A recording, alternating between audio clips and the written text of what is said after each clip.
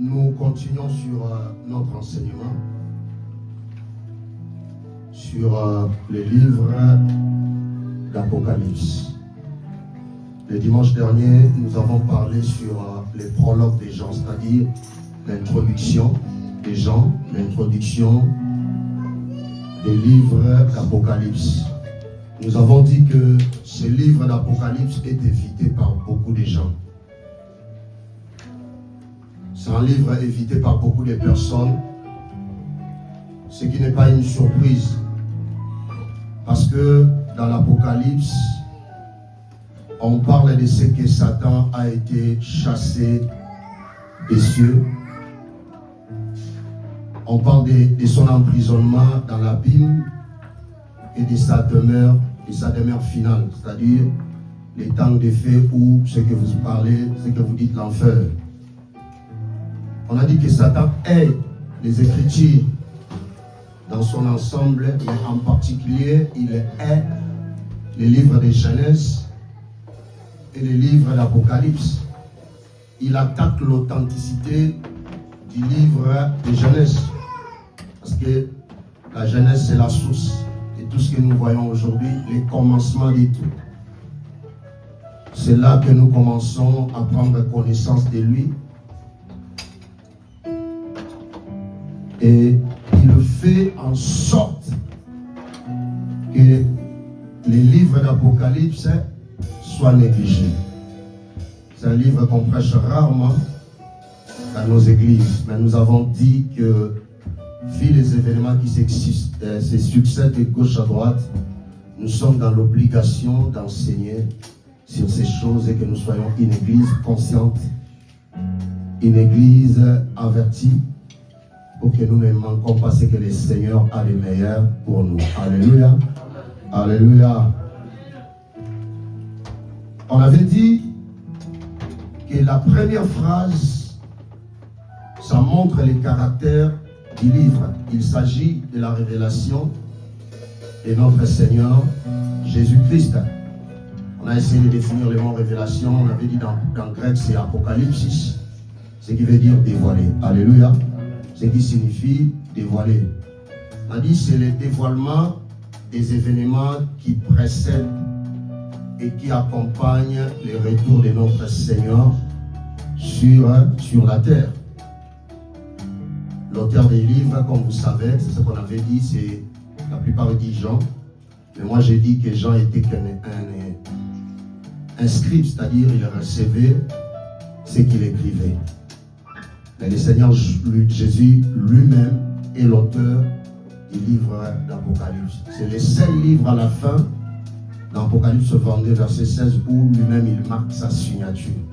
Lorsque vous lisez Paul, les épîtres pauliniennes, vous allez voir comment l'apôtre Paul a l'habitude de finir ses livres.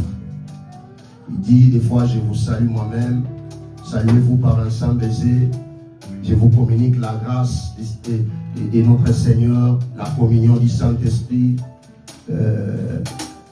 C'était la façon de l'apôtre Paul de finir tous ses livres.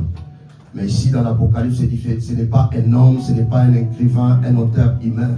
Mais le Seigneur Jésus lui-même, il conclut. Dans l'Apocalypse 22, verset 16, on l'avait dit.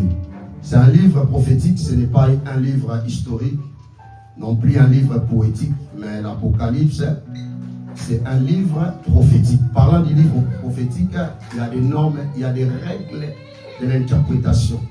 Vous ne pouvez pas interpréter le livre d'Apocalypse n'importe comment. Ce qu'on avait dit, et lorsque vous regardez ailleurs, tout ce que l'Apocalypse utilise a été déjà utilisé ailleurs. Dans l'Ancien Testament, dans les tabernacles de Moïse, on parle des 24 vieillards, il y avait 24 sacrificateurs dans les temps, on parle de l'ascensoir, on parle de toutes ces choses, c'était déjà utilisé ou marqué dans l'Ancienne Alliance, dans l'Ancien Testament. Vous voulez comprendre l'Apocalypse? Ayez une bonne connaissance de l'Ancien Testament, des livres d'Exode, surtout Exode, Nombre, Lévitique, vous allez très bien comprendre Apocalypse. Alléluia. Et on avait dit que Jean a fini sa partie introductive par une triple bénédiction. Il a fini sa partie introduite par une triple bénédiction. Il dit heureux ceux qui lisent, ceux qui entendent et ceux qui pratiquent, ceux qui répondent en obéissance. Triple bénédiction pour ceux qui lisent ces livres, non pas seulement ces livres d'Apocalypse, mais les Écritures dans son ensemble. Il dit heureux, autrement, qu'il soit béni, c'est lui qui lit. Parce que Josué, Moïse dit à Josué que ces livres de la loi ne s'éloignent point de ta bouche. Médite-les jour et nuit. Médite les jours et nuit pour que tu sois prospère, que tu sois béni dans toutes tes entreprises et que tu sois béni dans ce que tu entreprendras. Ce livre qui est la Bible bénie. La Bible bénie. Tu dois être un lecteur de la Bible. S'il y a un livre que tu dois lire la plupart des temps, beaucoup de temps, c'est la Bible. Alléluia. Alléluia. Amen. La Bible, ce n'est pas un livre comme tous les autres livres. Lorsque vous plongez dans la lecture, ces livres vous bénissent. La Bible vous bénit, dit heureux ceux qui lisent, ceux qui entendent. Lorsque vous écoutez, tel que je suis en train de prêcher ce matin, lorsque vous écoutez la parole de Dieu vous bénit. Mais ne vous arrêtez pas seulement aux premières dimensions, ou première c'est lire, deuxième dimension entendre, mais il faut aller encore dans les eaux profondes. C'est-à-dire ne vous arrêtez pas seulement à lire, à entendre, mais il faut répondre aussi en obéissance. Alléluia. Autrement, il faut pratiquer. C'est la pratique de la parole de Dieu qui vous rendra prospère. Ça vous rendra heureux. Vous voyez? Ça vous rendra heureux. Il dit que heureux l'homme qui ne marche pas selon les conseils des méchants. Psaume chapitre 1, du 1er au 6e verset.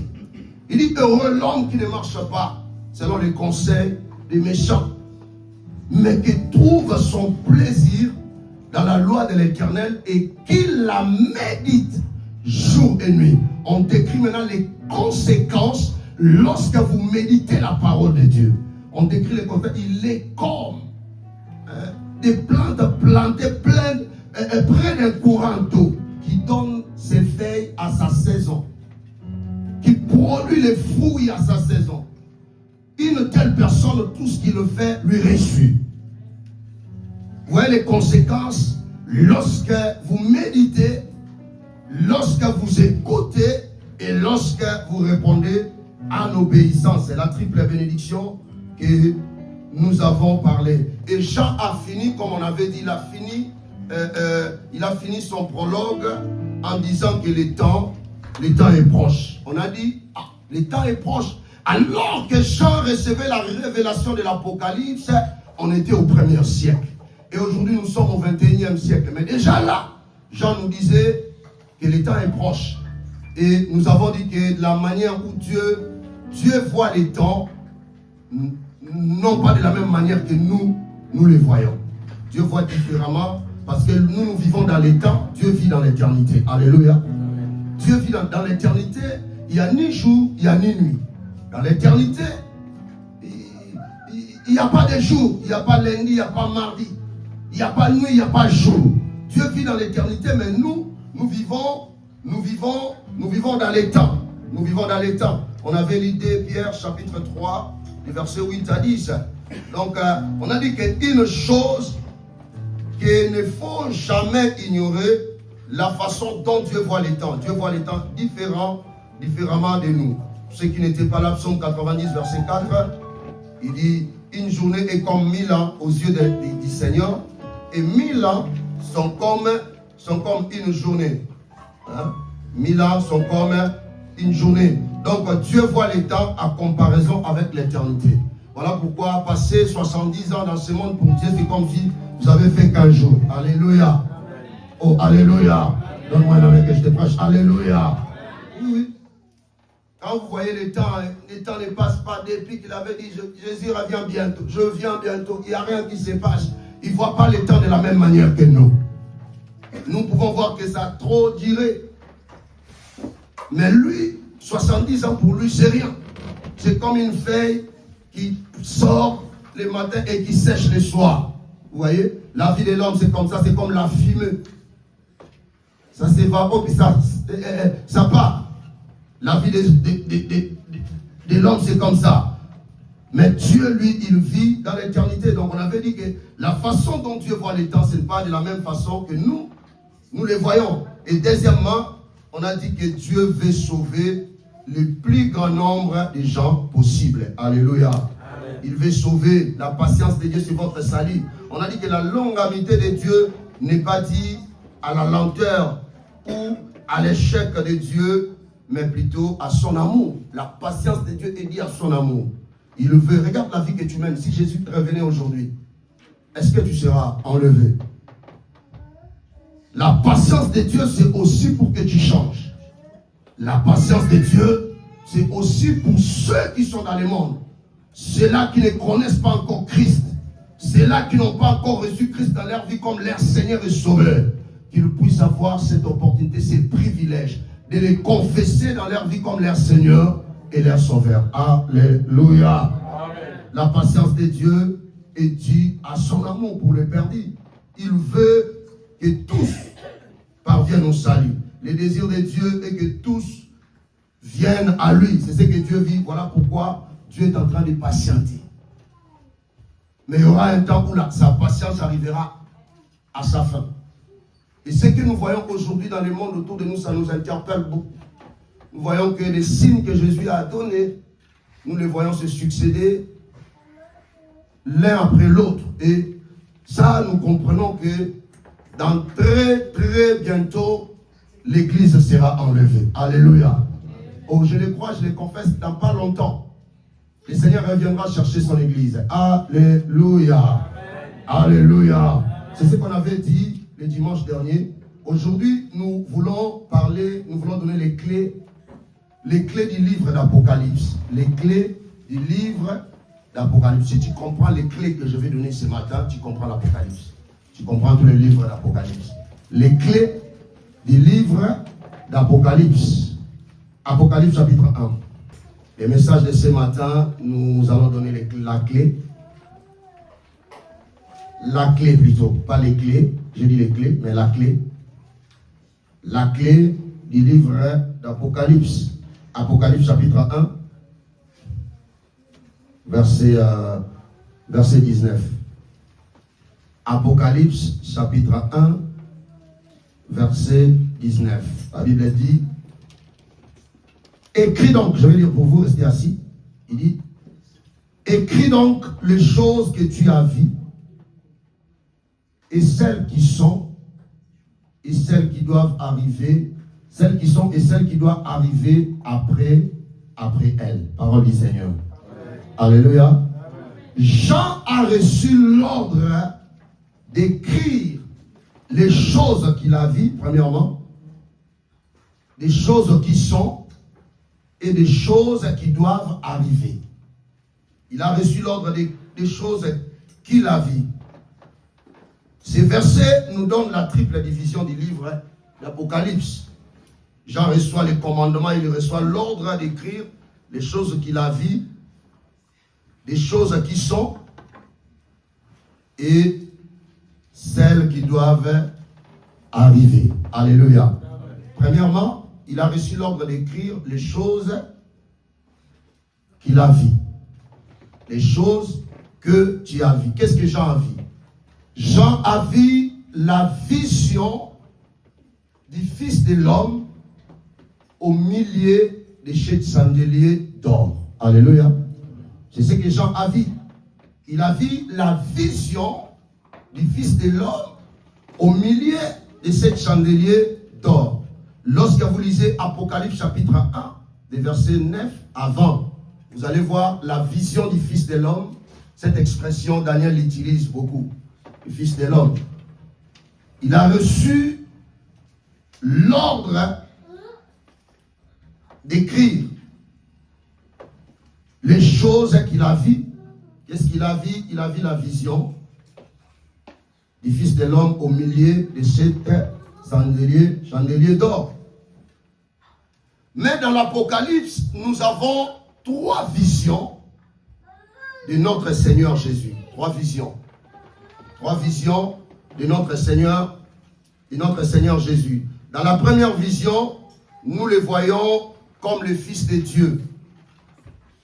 Dans la première vision que Jean est en train d'écrire ici, dans Jean chapitre 1, 9 à 20, nous voyons Jésus comme le Fils de Dieu levé, c'est-à-dire comme le Fils de Dieu ressuscité et glorifié.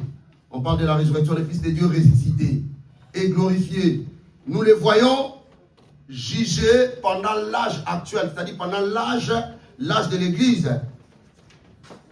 Il était en train de juger la condition spirituelle des églises. Jésus est vu au milieu des églises. C'est ce que je vais parler le dimanche prochain. La vision du Fils de l'homme au milieu de cette chandelier d'or. Jésus, dans la première vision, on parle de lui ici, des trois grandes visions du Seigneur. Dans la première vision, Jésus est vu au milieu de cette chandelier plutôt. Au milieu, oui. Au milieu de cette chandelier d'or. Au milieu de l'église, en train de juger. Juger quoi? Juger la condition spirituelle des églises. Des églises en tant que porteuses de lumière. Nous, l'église, nous sommes des porteurs de lumière. Alléluia. Nous sommes des porteurs de lumière. La Bible nous dit dans Matthieu chapitre 5. Matthieu chapitre 5. Matthieu chapitre 5, 14. 14 à 16, la Bible dit: vous êtes la lumière du monde. Une ville située sur une montagne ne peut être cachée. Et on n'allume pas une lampe pour la mettre sous le boisseau, mais on la met sur le chandelier. Et elle éclaire tous ceux qui sont dans la maison. Que votre lumière luise ainsi devant les hommes, afin qu'ils voient vos bonnes œuvres et qu'ils glorifient votre Père qui est dans les cieux. Amen. L'église, nous sommes les porteurs des lumières. Nous devons briller partout où nous sommes. Nous devons refléter Christ, nous devons éclairer. Un chrétien ne peut pas être là où il y a les ténèbres et être englouti par les ténèbres. Là où il y a les ténèbres, nous sommes des porteurs de lumière, nous devons éclairer. Éclairer nos familles, éclairer nos amis, éclairer nos collègues. Dans notre travail, il faut qu'ils voient que nous sommes différents. Alléluia. Nous ne pouvons pas parler le même langage que le monde. Nous ne pouvons pas parler le même langage que ceux qui ne connaissent pas le Seigneur. Mais nous devons être des porteurs ou des porteuses de lumière. Ici, Jésus est vu dans l'église en train de juger la condition spirituelle de l'église. Chrétiens, nous devons savoir que nous avons des comptes à rendre à Dieu. Alléluia. Pour ce que nous avons reçu, pour des dons que nous avons reçus, pour la lumière que nous avons reçue. Un jour, nous rendrons des comptes. Le Seigneur nous demandera. Il nous demandera. Il nous a tous donné, chacun a reçu. Il y en a ceux qui ont reçu 3 talents. Il y en a ceux qui ont reçu 2. Il y en a d'autres qui ont reçu 1. Personne n'a rien reçu. Mais seulement tu dois savoir fructifier ce que le Seigneur t'a donné, ce qu'il a mis en toi pour l'intérêt de son œuvre, pour l'intérêt des autres. Alléluia. La vision de Jésus parmi les 7 chandeliers d'or, c'était pour juger la condition spirituelle des églises. On va y parler le dimanche prochain. Et la deuxième grande vision de notre Seigneur, nous le voyons comme l'agneau au ciel. Comme l'agneau immolé, nous le voyons comme agneau immolé au ciel, prenant les livres du gouvernement et des jugements de la main de Dieu sur le trône. Les titres de la terre autrement. C'était un livre de rédemption et qui contenait les reçus des principes de gouvernement divin et des décrets judiciaires sur le point d'être exécutés. Nous allons lire dans Apocalypse chapitre 5. Je vais lire pour vous. Apocalypse chapitre 5. Apocalypse 5. Je lis pour vous. Je fais la lecture rapidement pour vous. La Bible dit à partir du verset 1er. Puis je vis dans la main droite de celui qui était assis sur le trône un livre écrit en dedans et en dehors, scellé de 7 sceaux. Et je vis un ange puissant qui criait d'une voix forte: qui est digne d'ouvrir le livre et d'en rompre les sceaux? Et personne dans le ciel, ni sur la terre, ni sous la terre, ne put ouvrir le livre, ni les regarder. Et je pleurais beaucoup de ce que personne ne fit trouver digne d'ouvrir le livre, ni de les regarder. Et l'un des vieillards me dit: ne pleure point, voici les lions de la tribu de Juda, les rejetons de David, a vaincu pour ouvrir les livres et ses 7 sceaux. Et je vis au milieu du trône et des 4 êtres vivants et au milieu des vieillards un agneau qui était là comme immolé. Il avait 7 cornes et 7 yeux, qui sont les 7 esprits de Dieu envoyés par toute la terre. Il vint et il prit les livres de la main droite de celui qui était assis sur le trône. Quand il eut pris les livres, les 4 êtres vivants et les 24 vieillards se prosternèrent devant l'agneau, tenant chacun une harpe et des coupes d'or remplies de parfums qui sont les prières des saints. Et il chantait un cantique nouveau en disant: tu es digne de prendre les livres et d'en ouvrir les sceaux, car tu as été immolé et tu as racheté pour Dieu par ton sang des hommes de toute tribu, de toute langue, de tout peuple et de toute nation. Tu as fait d'eux un royaume et des sacrificateurs pour notre Dieu. Et ils régneront sur la terre. Ils régneront où? Ils régneront sur la terre. Et j'ai regardé et j'ai entendu la voix de beaucoup d'anges autour du trône et des êtres vivants et des vieillards. Et leur nombre était de myriades et de milliers de milliers. Ils disaient d'une voix forte: l'agneau qui a été immolé est digne de recevoir la puissance, la richesse, la sagesse, la force, l'honneur, la gloire et la louange. Et toutes les créatures qui sont dans les ciels, sur la terre, sous la terre, sur la mer et tout ce qui s'y trouve, je les ai entendus qui disaient: à celui qui est assis sur le trône et à l'agneau soit la louange, l'honneur, la gloire et la force au siècle des siècles. Et les 4 êtres vivants disaient Amen. Et les vieillards se prosternèrent et adorèrent. Ah, Amen. Ah, Amen. Donc je disais que la deuxième grande vision de notre Seigneur Jésus dans l'Apocalypse, il est vu au ciel comme un agneau immolé. Comme un agneau immolé. Il tenait à sa main les livres. C'était les livres de rédemption. Alléluia. Au ciel, il y a beaucoup de livres. Hein. Je vais enseigner ça dans ces temps. Il y a des livres de souvenirs. Il y a des livres de rédemption. Et ton nom doit être écrit dans ces livres-là. Alléluia. Alléluia. Donne-moi un amen. Alléluia. Nous chantons ici: mon nom est écrit là-haut, là-bas. Vous voyez, tout ce que nous voyons aujourd'hui dans le monde a été a été déjà. Alléluia. Les livres ont commencé, ce n'est pas une invention, je ne sais pas si c'est un siècle, mais déjà. Bien qu'il y ait des rouleaux à un moment donné de l'histoire, et après des livres, ça a commencé il y a longtemps. Il y a des livres de vie, des livres de souvenirs. Il y a les livres de rédemption. Alléluia. Amen. Et ton nom doit être inscrit là.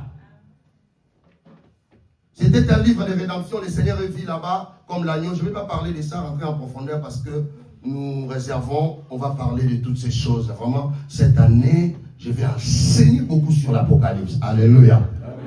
Et troisième grande vision de l'Apocalypse, nous voyons le Seigneur retourner sur la terre. Église, vous devez savoir que le Seigneur retournera pour régner sur cette terre. Avant que la terre soit roulée comme une natte pour être jetée dans les temps de feu, le Seigneur reviendra avec les saints pour régner sur la terre. Avec les saints. Donc ici, dans la troisième grande vision du Fils de l'homme, nous les voyons retourner sur la terre comme le roi des rois. Il retourne sur la terre comme le roi des rois, le Seigneur des seigneurs, pour établir les règnes millénaires et pour régner. J'ai déjà parlé du règne millénaire ici. Alléluia. J'ai déjà enseigné sur les règnes millénaires que nous allons revenir, retourner, nous les saints, nous allons revenir, retourner sur la terre pour régner. Nous allons retourner sur la terre pour régner. Les règnes millénaires, mais dans cet enseignement, cette année, je vais parler aussi, je vais retourner de parler de ces choses sur les règnes millénaires. Ici, dans la troisième grande vision, le Seigneur revient comme le roi des rois.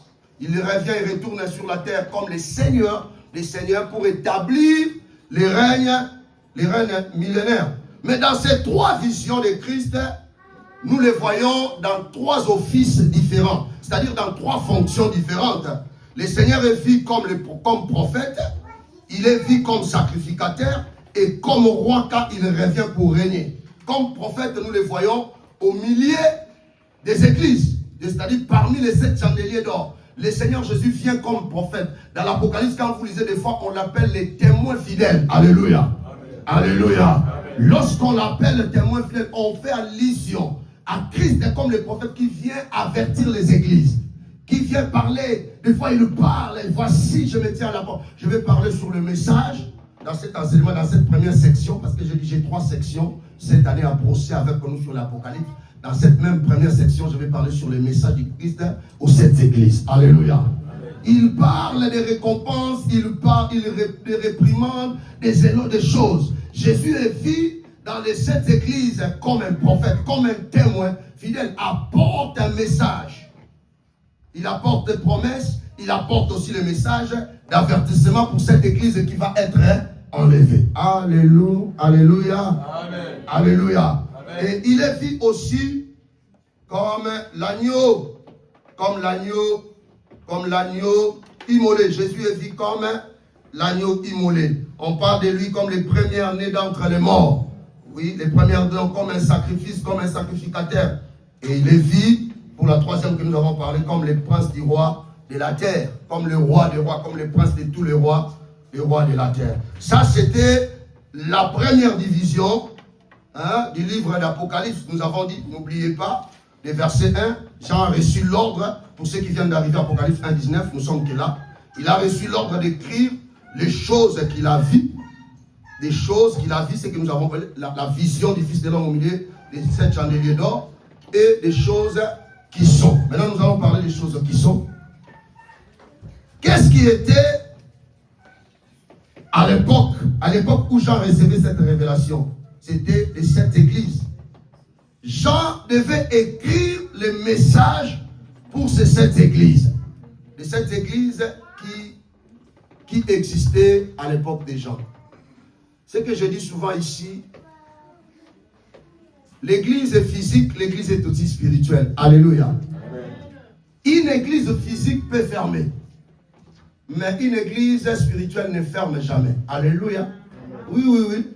Regardez toutes ces églises de l'Apocalypse, ça n'existe plus aujourd'hui. Lorsque vous allez vers Turquie là-bas, l'église de Philadelphie, l'église d'Éphèse, toutes ces églises, là où il y avait ces églises-là, c'est maintenant des endroits de lieux où on a bâti des mosquées.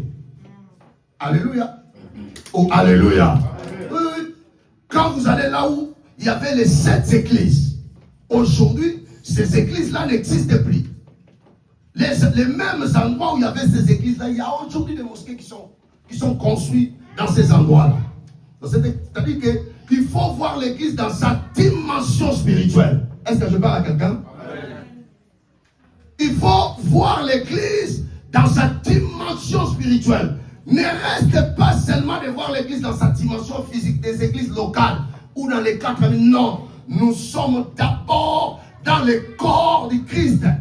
N'appartient pas à une église locale, n'appartient pas à une église physique, mais fait tout pour appartenir à une église spirituelle, c'est-à-dire dans le corps du Christ. Comment entrer dans le corps du Christ? Comment faire partir de cette église spirituelle? C'est par la porte de la nouvelle naissance. Alléluia. C'est par la porte de la nouvelle naissance que vous faites partie de cette église, de l'église spirituelle, de l'église corps. Tout chrétien qui n'est pas né de nouveau, il fait faire partie d'une église locale, une église physique, mais c'est un danger pour toi. Lorsque tu fais partie d'une église physique et tu n'es pas dans l'église spirituelle. Parce que lorsque le Seigneur reviendra pour prendre l'église, il prendra une église spirituelle. Alléluia. Amen. Tu dois appartenir à une église physique, mais aussi, tu dois aller dans la dimension du corps. Dans la dimension de l'église spirituelle. Être enfant de Dieu. Naître de nouveau. C'est ce qui te sauvera. Très important.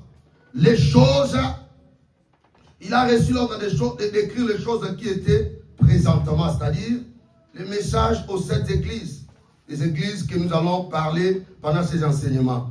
Ces églises-là sont représentatrices ou typiques, c'est des types de cette période bien définie de l'histoire de l'Église.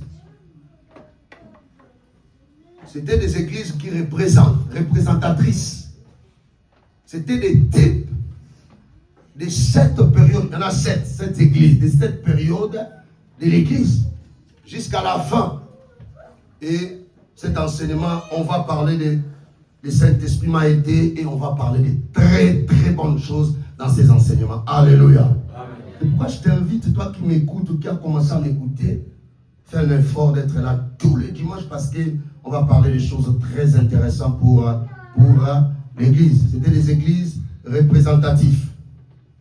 Ça représentait nous. Nous faisons partie de ces églises-là. De cette église actuelle, l'âge actuel. Et puis là, ça a commencé l'église primitive jusqu'à aujourd'hui. Nous sommes dans la même dispensation. C'est le même âge.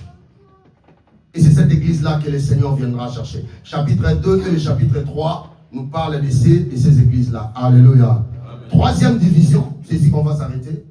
Les choses que tu as vues, les choses qui sont, les choses que tu as vues, la vision du Fils de l'homme, parmi les 7 chandeliers d'or, les choses qui sont, c'est-à-dire les 7 églises, c'était le message aux églises. On a dit, vu Jésus au milieu de ces églises comme prophète, en train de donner un message, en train d'avertir, en train de faire des promesses aux vainqueurs.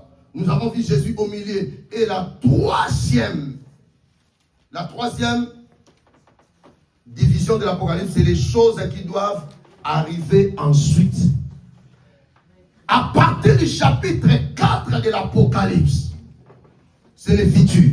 Vous voyez, le chapitre 1er, ça parle des choses que tu as vues. Comprenez-moi maintenant très bien. Le chapitre 1er de l'Apocalypse, ça parle des choses que tu as vues. Ça, l'ange est en train de s'adresser à Jean, d'écrire les choses qu'il a vues. Et à partir du chapitre 2 et le chapitre 3, c'est les choses qui sont, le message aux 7 églises.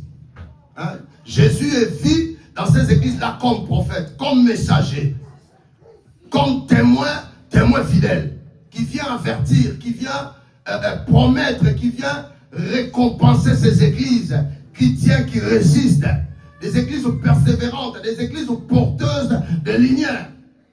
Il vient pour les encourager, pour leur faire des éloges, et pour juger la condition, comme on a dit, pour juger la condition spirituelle de ces églises-là. Et troisièmement, les choses qui doivent arriver ensuite. Donc à partir du chapitre 4 de l'Apocalypse, vous entrez dans la dernière partie où les choses qui sont là-bas, ce sont les choses qui ne se sont pas encore déroulées sur la terre. Alléluia. Amen. Donc c'est le futur.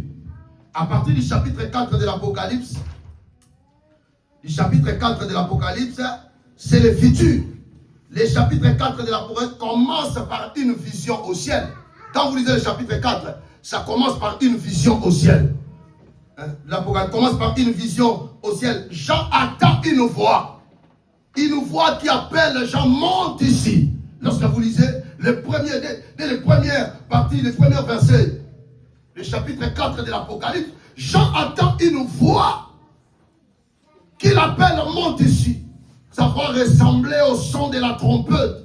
Vous voyez, l'Apocalypse, un Thessalonicien nous dit que c'est au son de la trompette. Les morts en Christ ressusciteront premièrement. Et ensuite, nous qui serons vivants, nous allons être changés. Nous allons se métamorphoser. Nous allons être transformés pour rejoindre les seigneurs dans les airs. Alléluia. Au son de la trompette. Jean attend une voix. La voix comme la trompette comme la voix. Il attend une voix qui l'appelle, monte ici. Une voix qui l'appelle, monte ici. Donc Jean devait quitter ses domaines à un autre domaine. Il devait quitter la terre pour le ciel. Vous voyez? Il devait quitter les domaines physiques pour entrer dans les domaines spirituels. Le présent pour voir le futur. Il devait quitter pour voir le futur, ce qui se fera après. Des choses qui viennent. La vie a changé. La vie des gens. Je parle de la vie, pas la vie que vous vivez. La vue. La vie des gens a changé. La vision des gens a changé de ces domaines à un autre domaine. Ils devaient lever ses yeux de ce qu'ils voyaient sur la terre. Des conditions spirituelles des églises, mais regardez maintenant, écoutez la voix et rejoindre celui qui parlait du haut des ciels. Alléluia. Amen. Il devait rejoindre celui qui parlait, il monte ici et je te ferai voir les choses qui viendront après ce que tu as vu. Il nous voit, beaucoup de théologiens disent que là, chapitre 4, c'est l'enlèvement. La voix qui appelle là, c'est l'enlèvement qui se fera dans le chapitre 4 où l'église, nous serons plus là, nous serons enlevés. La vision change maintenant de la terre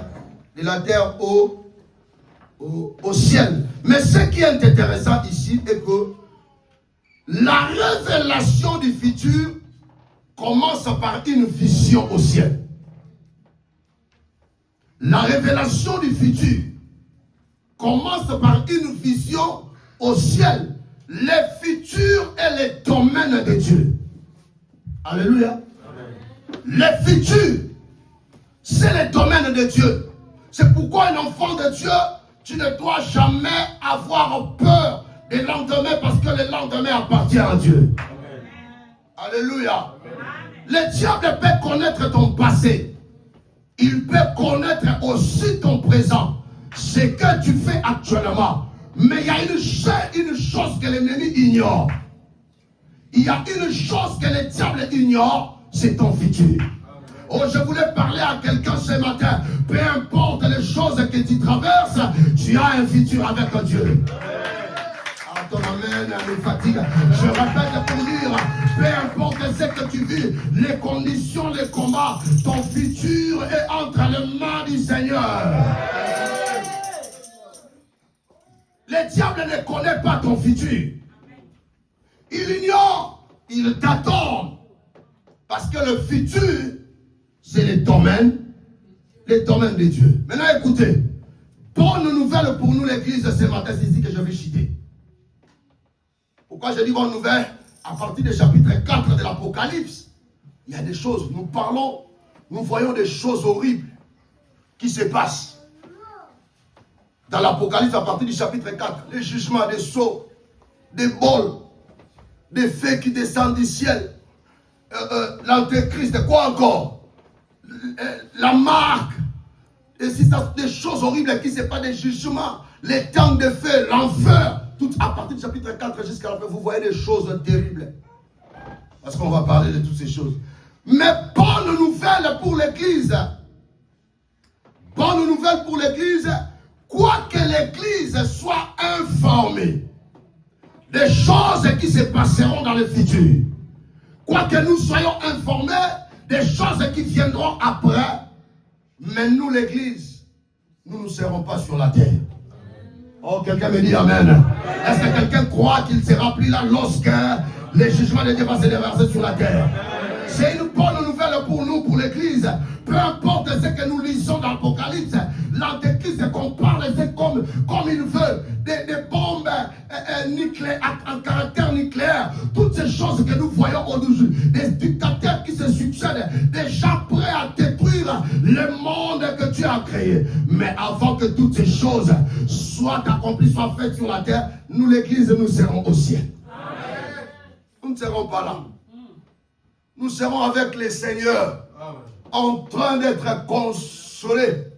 Si j'étais un bébé avec mon biberon en train de boire tranquille dans la poitrine de mon maître. Amen. Comme Jean. Alléluia. Amen. Nous sommes informés mais nous ne serons pas dedans. L'église est informée du jugement qui arrive, de la destruction, des guerres, des choses horribles qui vont se passer sur la terre. L'église est informée, mais l'église ne sera pas dedans. L'église ne sera pas dedans parce que bientôt, l'église sera enlevée. Alléluia. Amen. Nous serons au ciel avec le Seigneur. N'ayez pas peur de Poutine, c'est tout ce qu'il fait. N'ayez pas peur de tous ces gens-là qui menacent, qui font des menaces envers l'humanité. Si tu as reçu Christ dans ta vie comme ton Seigneur et Sauveur, tu seras là avant que ce monde s'éclate de nouveau. Dieu a promis à Noé, a dit que aussi longtemps que l'homme existera sur la terre, je ne détruirai plus la terre. Alléluia. Oui, oui. Il a promis, qu'il a dit qu'il ne détruira plus la terre avec l'homme. Le Seigneur, avant de détruire, avant de déverser sa colère, il viendra d'abord nous chercher. S'il y a quelqu'un qui bloque la colère de Dieu, s'il y a quelqu'un qui empêche que la colère de Dieu se déverse sur la terre, c'est bien toi, c'est bien moi, parce que nous sommes l'église de Jésus-Christ. Alléluia. Amen. Le Seigneur ne peut jamais détruire l'église, plutôt le monde avec l'église. Tout comme il ne pouvait jamais détruire le monde lors des déluges de Noé avec Noé, parce que Noé était juste dans son temps, il trouva grâce à ses yeux, aux yeux de l'Éternel. Il ne détruira pas le monde avec nous. Le Seigneur viendra d'abord nous chercher, nous prendre, afin que là où il est, que nous y soyons aussi. Alléluia. Amen. Ça c'est une bonne nouvelle. Amen. Que nous recevons ce matin. C'est tout juste comme Enoch.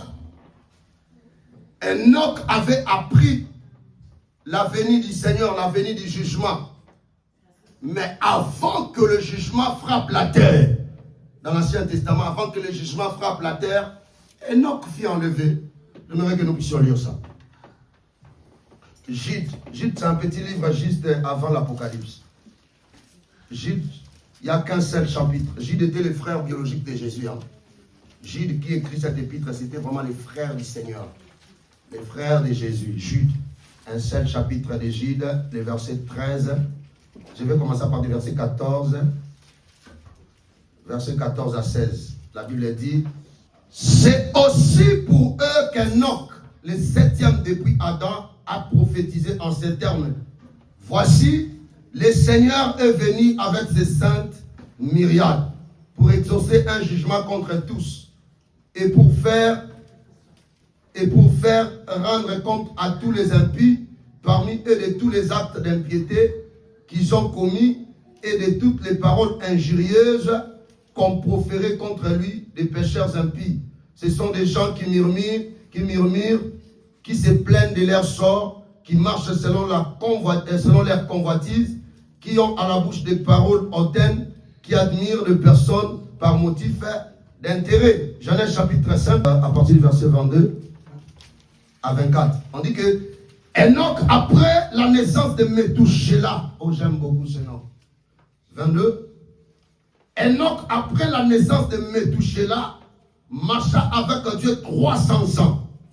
Et il engendra des fils et des filles. Tous les jours d'Enoch firent de 365 ans. C'est qu'il avait reçu Jésus. Dans 65 ans, il avait crié en Dieu. Enoch marcha avec Dieu puisqu'il ne fit plus parce que Dieu le prit. Alléluia. Amen. Ça, c'est une préfiguration de l'enlèvement. Hein? Enoch a appris la venue, l'arrivée du jugement, du déluge, si vous voulez. Il a annoncé, il a parlé dans son temps. Mais Enoch a marché avec Dieu. Ce que j'aime ici, dit qu'Enoch a marché avec Dieu pendant 300 ans. Après, il ne fit plus parce qu'il a été pris. Alléluia. Amen. Il y a des chrétiens, ils marchent seulement 5 ans avec Dieu, tu es déjà fatigué. Alléluia. 5 ans seulement. Hein? Et nous qui avons plus de 30 ans dans les Seigneurs, nous allons dire quoi? Je dis plus de 30 ans. Oh, je dis plus de 30 ans dans les Seigneurs. Nous continuons toujours à croire. Tu marches seulement 1 an, tu as crié le Seigneur, tu veux déjà que Dieu te donne des millions. Et si les millions n'arrivent pas, tu es fatigué. Non, nous ne prions pas pour que Dieu nous donne des maisons. Ma foi ne se base pas sur des choses terrestres. Mais je fixe mes yeux vers une plus grande rémunération que le Seigneur réserve pour moi au ciel. Amen. Alléluia. Amen. Alléluia. Oui, oui. Enoch a marché avec Dieu pendant 300 ans, dit la Bible. Et après, il ne fit plus parce qu'il a été pris. Tu es déjà fatigué? Qu'est-ce qui te fatigue? Les choses de ce monde, parce que les mariages ne viennent pas, parce que les enfants ne viennent pas, parce que tu n'as pas encore ce que tu cherches. Non. Ça ne doit pas être ta motivation dans le Seigneur, sinon tu seras déçu. Alléluia. Alléluia.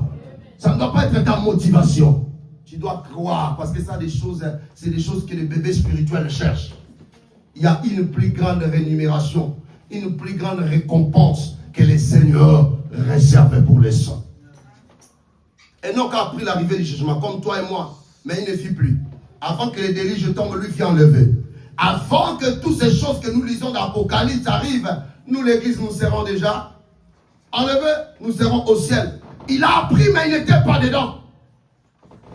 Il a appris la venue du jugement, mais lui n'était pas dedans. Il a été enlevé avant que les jugements ne viennent sur la terre.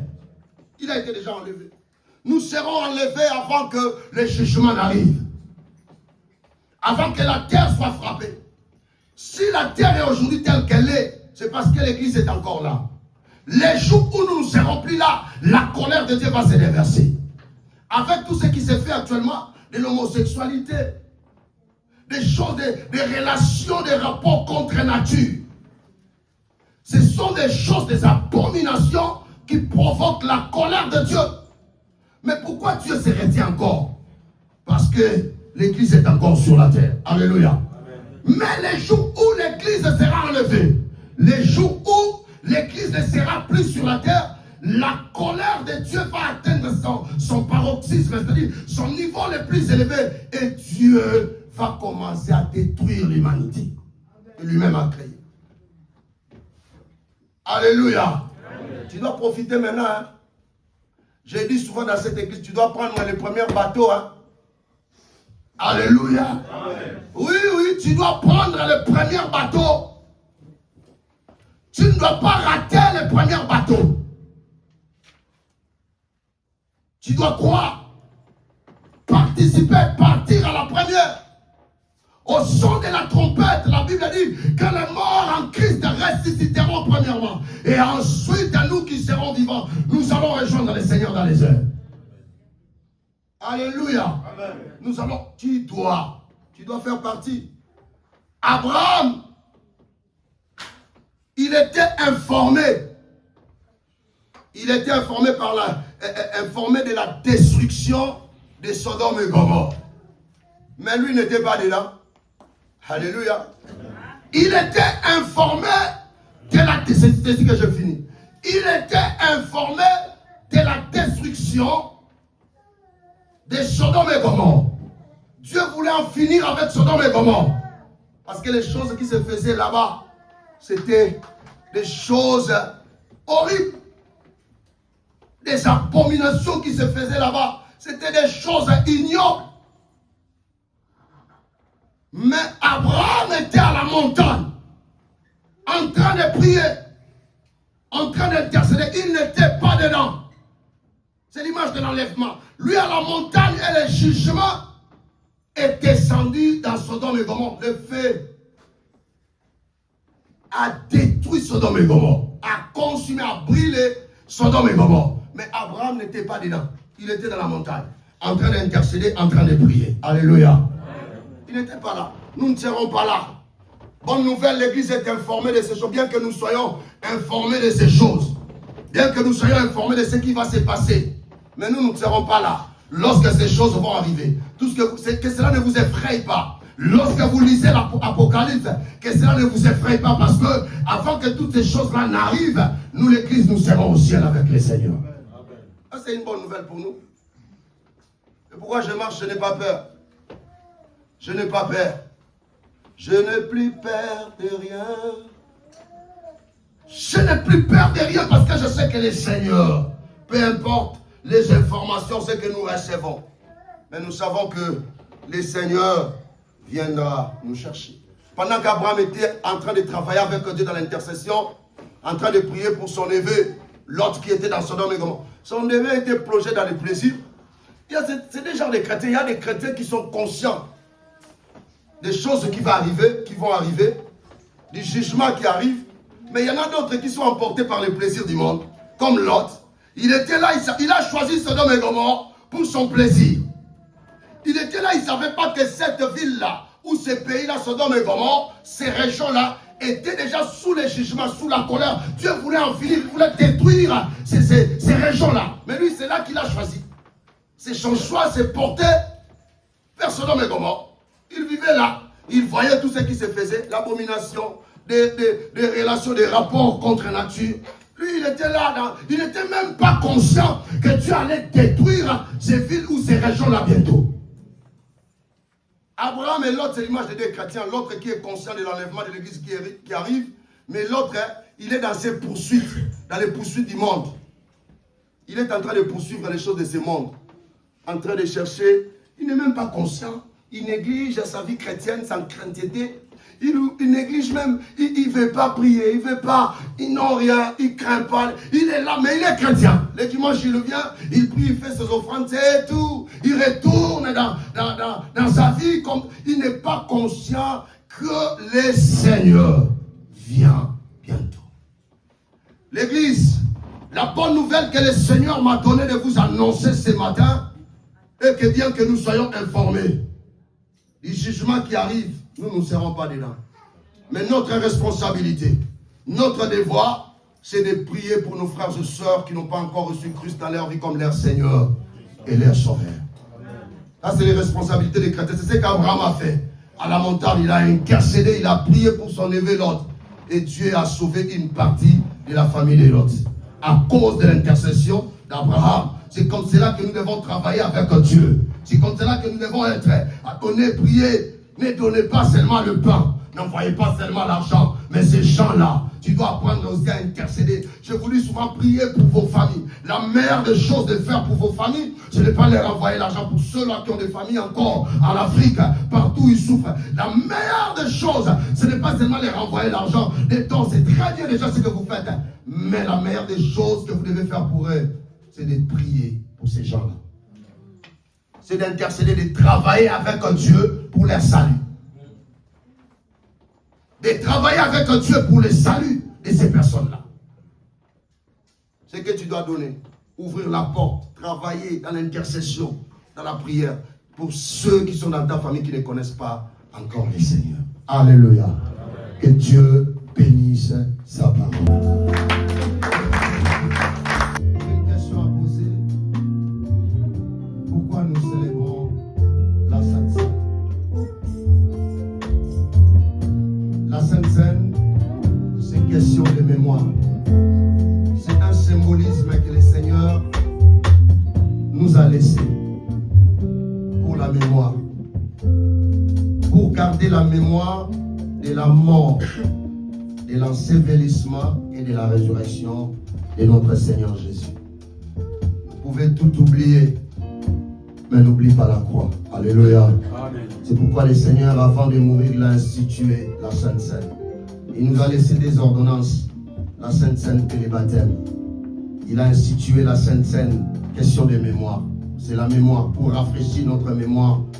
Parce que la croix est la base de notre salut. Amen. Amen. Oh, je répète, la croix est la base de notre salut. Amen. À la croix, je suis sauvé.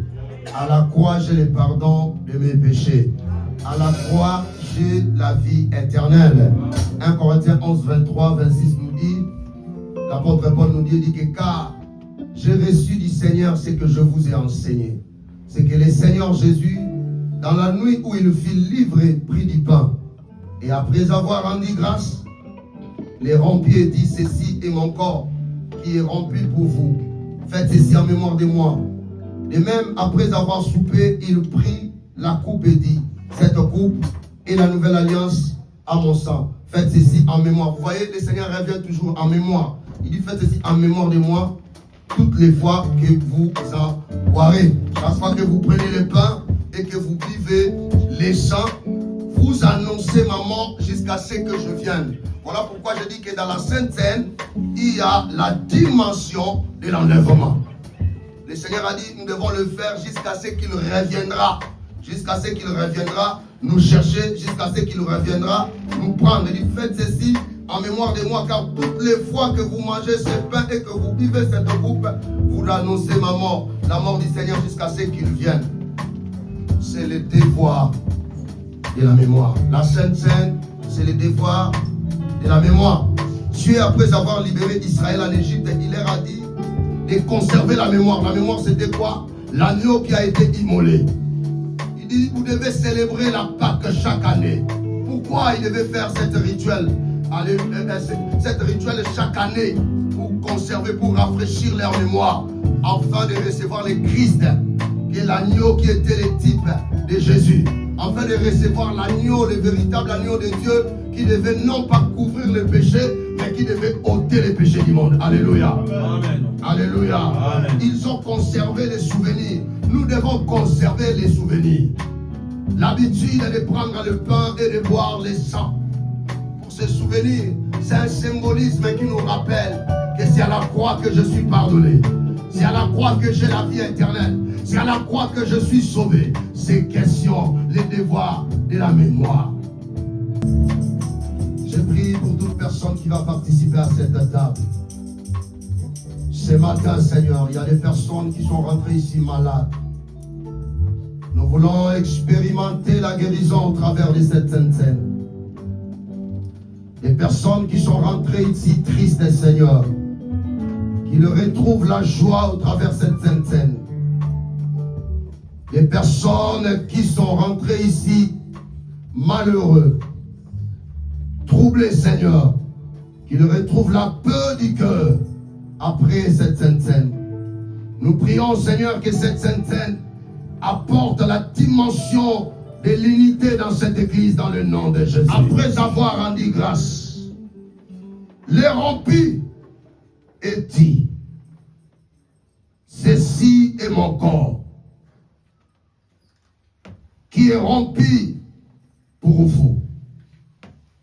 Faites ceci en mémoire de moi. Après avoir soupé, il prit la coupe et dit, cette coupe est la nouvelle alliance à mon sang. Faites ceci en mémoire de moi toutes les fois que vous en boirez. Si tu vas participer à la table du Seigneur, tu viens, tu prends, tu manges le pain, tu prends le vin, les sangs, tu retournes à ta place. Tu t'assois, tu manges, tu manges.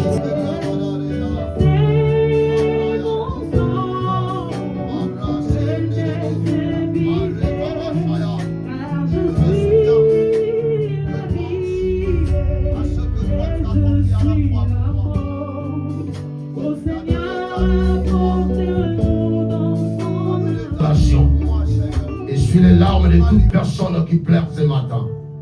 Dans le nom de Jésus. Dans le nom de Jésus. Donne la joie, Seigneur, à ton peuple. Visite. Bénis cette église, Seigneur. Ceux qui ont des problèmes de papier, donne. Ceux qui ont des problèmes de logement, Seigneur, donne. Ceux qui ont des problèmes d'emploi, Seigneur, donne. Déverse ta bénédiction dans cette église. Que par où tu as choisi l'église prospère dans le nom puissant de Jésus. Déverse ta bénédiction dans la vie de ton peuple. Que nous soyons en haut et non en bas. Que nous soyons les premiers, non les derniers. Que nous soyons toujours la tête et non la queue. Dans le nom puissant de Jésus. Rends-nous prospères, Seigneur. Bénis tout et chacun. Bénis nos vies, Seigneur. Visite-nous. Visite ton peuple. Au nom de Jésus-Christ de Nazareth, j'ai ainsi prié. Lève ta main, commence à dire merci à Dieu.